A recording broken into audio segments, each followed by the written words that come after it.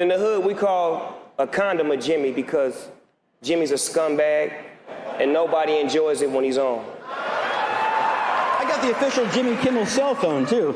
It's got really bad reception. Hold on a second. Is anyone watching now? Anybody watching now? Jimmy Kimmel, you are the luckiest white man in America, I swear. Please introduce me to the motherfucker that's keeping you on TV so I can suck his too, please. Late night is over. These comedians are roasting them non-stop. Let's go. How brave are you? No, really, to do an entire monologue and not worry about any reaction from the audience. It's an intriguing new approach to show business. But I think it's so brave of you, 5 years in, and to decide suddenly to abandon the comedy format. I think it's a good, it's shaking her up. In person, you look like a slightly older version of Kim Jong-un. Yeah, just a little more moody. You got Donald Jr.'s face and Ivanka's figure. I mean, it works on you. Thank you so much. I appreciate it, because I know you watch the show. Kylie Jenner lip plump is working. Yeah, congratulations. But this is the greatest show on television because there is no host in late night that pretends to care the way you do. Thank you so much. And I love that. And I love that. Oh, no.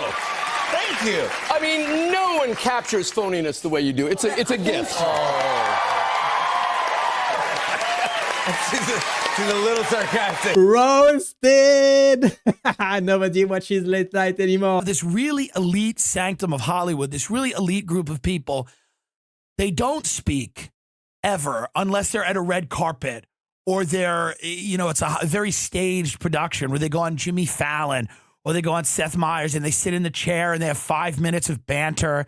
And it's like, well, hey, you were in Italy recently. And there's nothing real about it. You were in Italy. I was in Italy when you were in Italy. You love when they do that. When somebody will be like, remember when we were both in Italy? It's so insane that this even still goes on. And the lead-in to these shows is like, a mass shooting or, a senator who's been found to be taking a bribe or some scientist at Harvard who got caught sneaking biological samples to the Wuhan province of China, which no one really talks about. And then we go to Jimmy Fallon and Seth Meyers, who want to talk to somebody about the time they were both in Italy. It's crazy. You got to look at some old late night shows where guys like James Baldwin, the famous black intellectual, will go out and talk about real shit. They'll talk about real stuff. But these late night shows, their viewers are falling. They're decreasing steadily, and they're terrified of upsetting anybody. They're terrified of losing a fat housewife from Galveston, Texas, who thinks it's fun that Jimmy Fallon plays with Muppets every night. Oh man, someone protect Tim Dillon at all costs. This guy is just surreal. What a great comedian. He spit out the truth right there. Jimmy Kimmel, how many viewers do you think he gets per episode? Oof. Total. My guess is that they count the TVs that are left on. That absolutely. Just stay on, that are in nursing homes, that are in hospitals, hotels, that are hospice. I think he's a hospice specialist. If they're showing Jimmy Kimmel to people who are dying, then those people should go to jail because that's a crime against humanity. This is the last thing you see. Speed up the process, free up a bed. That's what happened. When you are like, when someone's lingering in a hospice, they're just like, put on the Jimmy Kimmel show. Put on Jimmy Kimmel. They'll be dead in 5 minutes. Yeah. Cost to be a viewer, which you are. There is like an invisible cost when you're watching Jimmy Kimmel, aside from like wondering if you're in hell and this is all a bad dream. Yeah.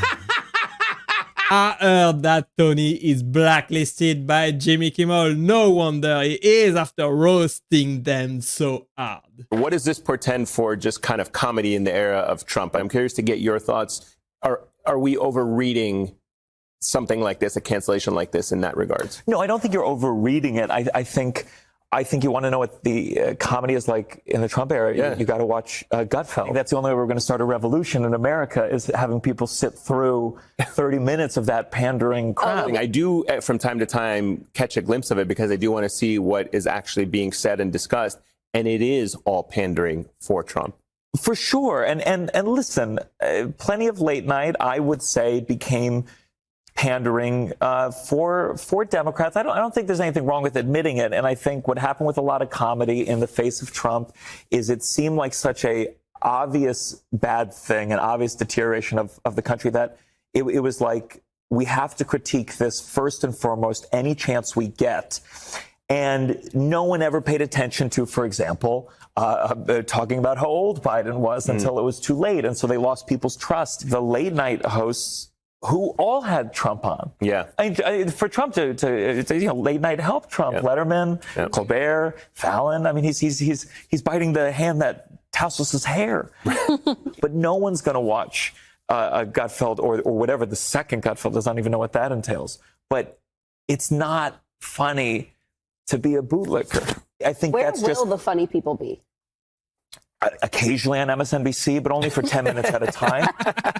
Trump is the funniest president, and we are making comedy great again under Trump. And obviously, it will continue and get better in the next few years. Sold out years ago, and I'm a coward, and now I'm being canceled. The network says it's because I'm not funny anymore and nobody watches my show, but that's never mattered in the past. So I think it's because I speak truth to power, and they hate that. They're a bunch of dirty, rotten fascists. Oh my God, Steven, what's wrong? I sold out years ago, and I'm a coward. Oh, buddy, are you upset because you won't be able to make $15 million a year for being really goddamn annoying anymore? Yes. Would you feel better if I got the guys together and we tried to get your job back? I guess so. All right, then. Guys, Steven lost his job as an irritating late-night host, and we need to help him get it back. Oh my God, you lost your job? Oh, you'll never believe this. But the network said it's because he's not funny and his show doesn't make any money. Well, that's just insane. None of our shows make money. You're right, Jimmy. That's why we need to help him. You see, Steven was only the first of us to fall. It's only a matter of time until none of us make $15 million a year for being really goddamn annoying. So if we beg George Cheeks, the CEO of CBS, to give Steven his job back, it'll save all of our jobs. Wait, his name is George Cheeks?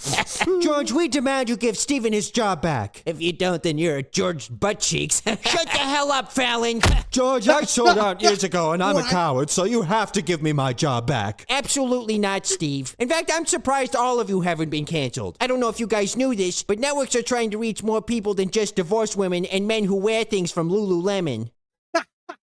This animation is absolutely hilarious. This is Alvary for you. There's not a chance in hell that this is funny when you see those flat, corny, late night monologue jokes with no audience. What they're doing is just like reading off of a teleprompter. There's applause sign, and then there's producers. There's the warm-up guy that's literally telling people when Jimmy comes out, I want a big round of applause. Let's practice this right now. Ladies and gentlemen, Jimmy Fallon.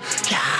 And everybody practice it. Yeah. Once again, Joe Rogan, 100% right. These shows are highly produced, they are all fake, and they don't even write their own joke. Ridiculous. There was Alpha, then Delta, then Omicron next. But this latest variant might be the best.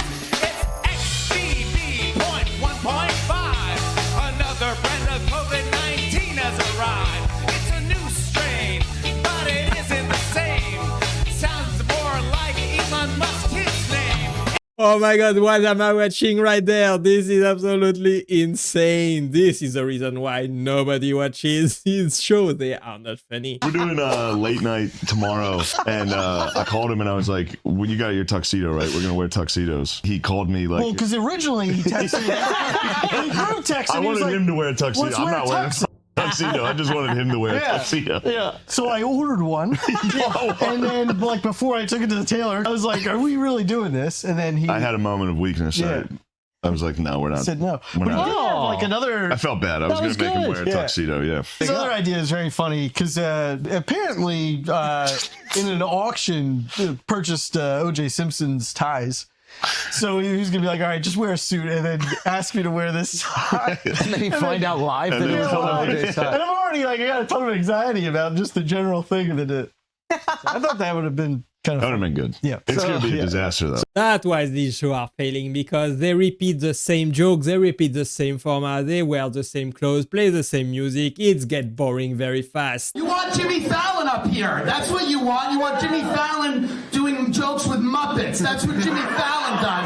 He plays checkers with Miss Piggy, and he's coked out of his head, and they chain him to that desk so he doesn't bite someone's tit, and they have that lawsuit again. That's the entertainment you guys deserve. Tim Dillon is hilarious. This guy is so funny. I want to see more stand-up comedy from him. Too real. I feel like a late night host is always a reflection of the society that we live in, better than a lot of other signposts. I mean, like, that's why Leno was right for his era and Johnny was right for his era. And what do we have now? We have we have Jimmy Kimmel, Stephen Colbert, yes, and Jimmy Fallon. I think are right for their era. In that. Just look at him. Even Bill Maher got a laugh at his own joke, at his own statement right there. He thinks they are right for the era. They are not, definitely not. Nobody watches them anymore. What the hell happened to Stephen Colbert's late night show? The show lost almost half its advertisement revenue due to lack of viewership, because most people don't even watch cable these days. There's also some controversy that the cancellation has something to do with politics, but I think it's just no one is watching the show because it's probably horrible. Exactly. There's nothing to do with politics right there. I don't think it was politically motivated at all. I think nobody watches the show because the show is simply terrible. They are not funny anymore.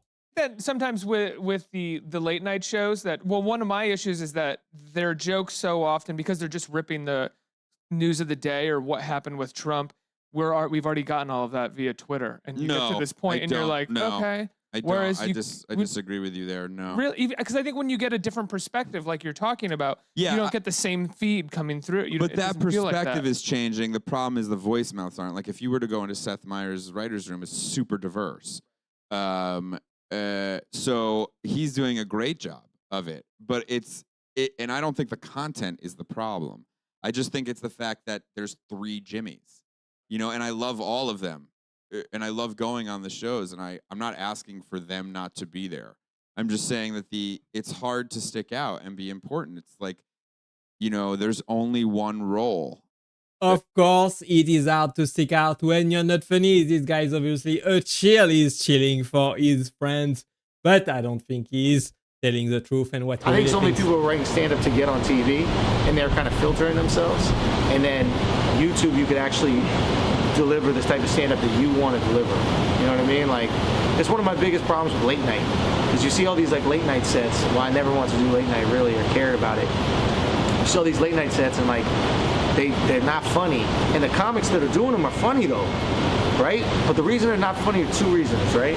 One is there's somebody at late night editing your set, and they're saying you should say this, you should say that, and it's like, who the fuck are you? I never seen you do stand-up. What would you know about jokes? Like, just let me do it. I do this every night.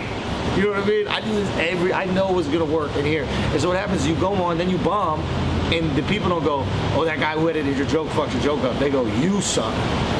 Right? So it's like, if I'm gonna bomb, it isn't gonna be on my jokes. You know? And the other problem with late night stand-up is that stand-up is only, the audience plays too much of a part. Like if you watch late night stand-up or you watch anything on late night, the audience is like, feels like they have to clap. The second you say something clever, they start clapping. And then they interrupt your tags, they interrupt the flow. And it's like, after it's involuntary. This new comedy where like you say something woke and then people go, it's not funny. So you watch it at home, you're like, this shit ain't funny. Exactly. Andrew shows once again right about everything. These late night shows are scripted. They don't even write their own jokes.